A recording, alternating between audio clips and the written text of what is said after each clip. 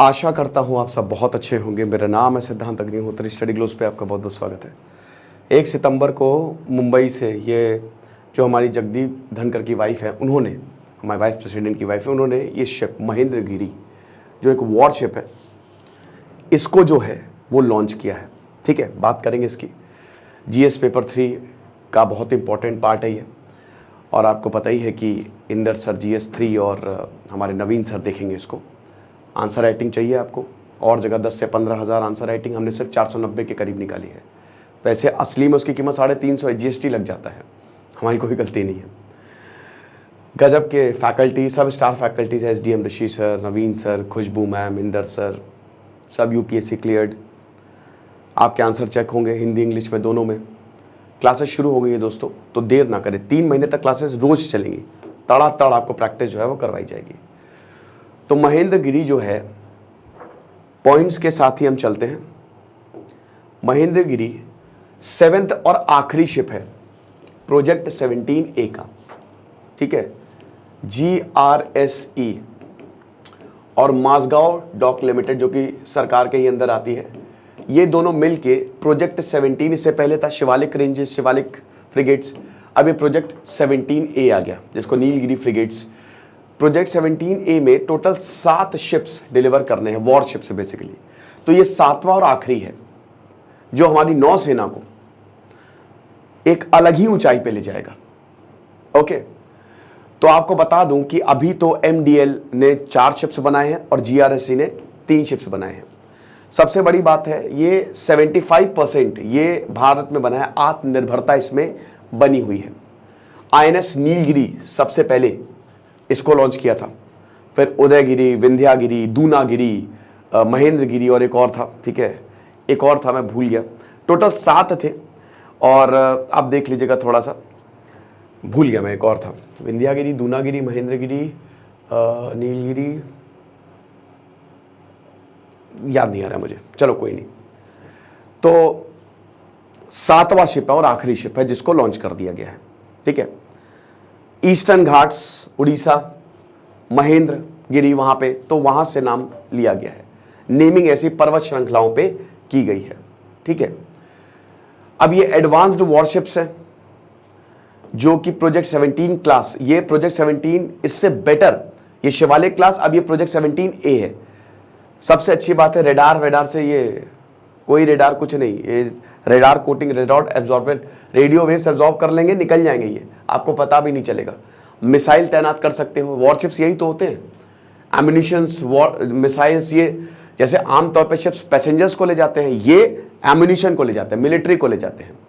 और अभी Indian ocean में आपको पता ही है बहुत बड़ा खतरा है चाइना से, तो उस सिनारियो में ये शिप्स हमारी ताकत को बहुत ज्यादा बढ़ाने वाले हैं। टोटल जो खर्चा आया है, टोटल लगभग 4,500 करोड़ के आसपास आया है, टोटल खर्चा मैं बता रहा हूं। ठीक है, तो ये चीज है।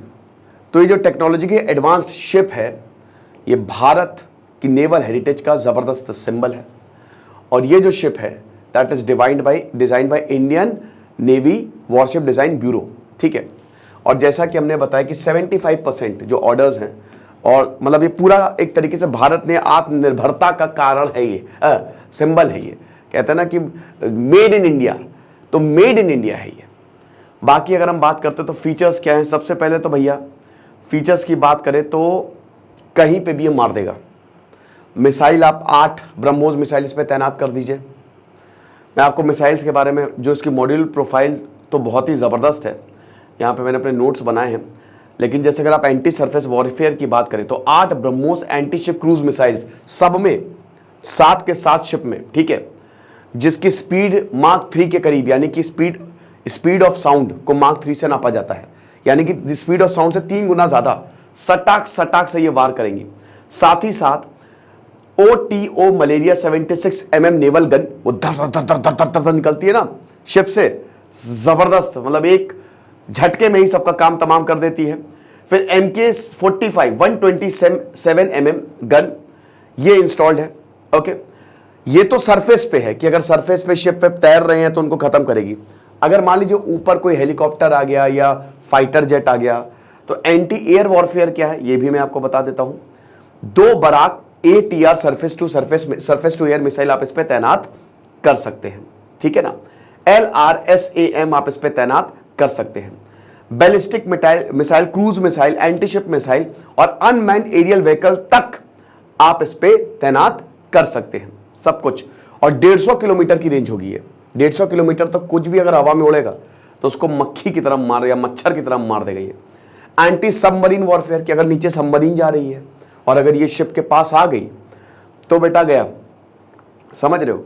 अच्छा, आपको एक और चीज बता दूं कि इसमें पहले जो प्रोजेक्ट 17 था उसमें बहुत सारे फीचर्स नहीं थे, बट वही ना अपग्रेडेशन आता है, तो 17A में ये सारे फीचर्स आपको देखने को मिलेंगे। तो टॉर्पीडोज सख्त से जाते हैं ना, मिसाइल जो समुद्र के अंदर चलती है, तो इसमें NSTL मारीच टॉर्पीडो जो है वो इंस्टॉल, कवच एंटी मिसाइल लॉन्चर्स इंस्टॉल किए गए हैं सबमरीन्स को मारने के लिए। एविएशन फैसिलिटीज की अगर बात करते हैं तो यहां पे हेलीकॉप्टर उतर सकता है कि नहीं, बिल्कुल उतर सकता है, वॉरशिप इसी के लिए होता है। एयरक्राफ्ट कैरियर में तो पूरे ही सब बहुत ही इंपॉर्टेंट है ये। तो नेवल हेलीकॉप्टर हो गए, ध्रुव MK3 हो गए, ये सब। सेंसर्स की बात करें तो रेडार, सबसे बड़ी बात है कि इसमें रेडार कोटिंग है, एब्जॉर्ब कर लेगा ये दुश्मन को चकमा देते हुए दुश्मन की टेरिटरी में घुस के ये वार जो है वो कर सकता है, ठीक है। साथ ही साथ LTR-25 लैंजा सरफेस सर्च रेडार और सेकेंडरी रेडार, यानी कि यहां भले ही दुश्मन का रेडार इसको नहीं पकड़ पाए, लेकिन इसमें जो रेडार लगा है ना वो किसी भी दुश्मन की एक्टिविटी को डिटेक्ट कर लेगा, ओके। सोनार लगा हुआ है लगातार, साउंड वेव जो है वो, फिर इलेक्ट्रॉनिक वॉरफेयर, तो ये सारी चीजें जो है इसमें लगी हुई हैं। और 2009 में इसका आइडिया जो है वो आया था डिपार्टमेंट एक्विजिशन काउंसिल ने, और उसके बाद फाइनली 2012 में कैबिनेट कमेटी ऑन सिक्योरिटी ने CCS ने इसको अप्रूव किया, और उसके बाद फिर हमको ये मिला, ये शानदार मिला। चलिए यहाँ पे देखिए लिखा हुआ मैंने, नीलगिरी सबसे पहले 2019 में देखिए कमीशन ये 2024 तक होंगे, अभी तक कमीशन नहीं हुआ, अभी तक उतरे नहीं, खाली लॉन्च हुआ है, ठीक है। उतारने से पहले भी बहुत सारी चीजें करनी पड़ती हैं। तो सबसे पहले 12651 ये यार्ड नंबर है, 28 दिसंबर 2017 को शुरुआत हुई थी। कमीशन 2024 में, अभी प्रोजेक्ट 17A का कोई भी वॉरशिप कमीशन नहीं हुआ है, वो अगले साल होगा, ये बहुत बड़ी बात है। लॉन्च इसको 28 सितंबर 2019 में ही किया। फिर अगला आया उदयगिरी, इस जो मैं आपको बता रहा हूं, ठीक है, ये MDL नहीं बनाया है, मासगांव डॉक लिमिटेड जो कि सरकारी कंपनी है, ठीक है, ये इन्होंने बनाया है। तो सबसे पहले तो नीलगिरी, फिर उदयगिरी आया। तो उदयगिरी को इन्होंने 2022 में, तो पहला शिप 2019, फिर कोविड की वजह से डिले हुआ, फिर 17 मई 2022 को लॉन्च किया। फिर आया तारागिरी, ये भी MDL नहीं बनाया है, ठीक है। फिर आया तारागिरी, ठीक है। तारागिरी को उसी साल 11 सितंबर, कुछ ही महीने बाद 2022 में लॉन्च कर दिया गया। और फिर उसके बाद महेंद्रगिरी अभी लॉन्च किया गया। अब जैसे जो जितना ज्यादा पहले बनेगा उतनी जल्दी कमीशन, इसकी कमीशनिंग शायद 2026 या 2027 तक होगी। अब GRSE garden research ship building engineers ने कौन कौन से शिप बनाए हैं? हिमगिरी 14 दिसंबर 2020 को लॉन्च किया गया। दूनागिरी 15 जुलाई 2022, तो हिमगिरी में नाम मिस कर रहा था। और फिर विंध्यागिरी 17 अगस्त, अभी पिछले महीने 17 अगस्त 2023। तो ये हमारी स्ट्रेंथ है, ओके। अब देखिए ऐसी की तैसी करेंगे हम। चलो, हमारे आंसर राइटिंग कोर्स को जरूर अवेल करो। Thank you so much.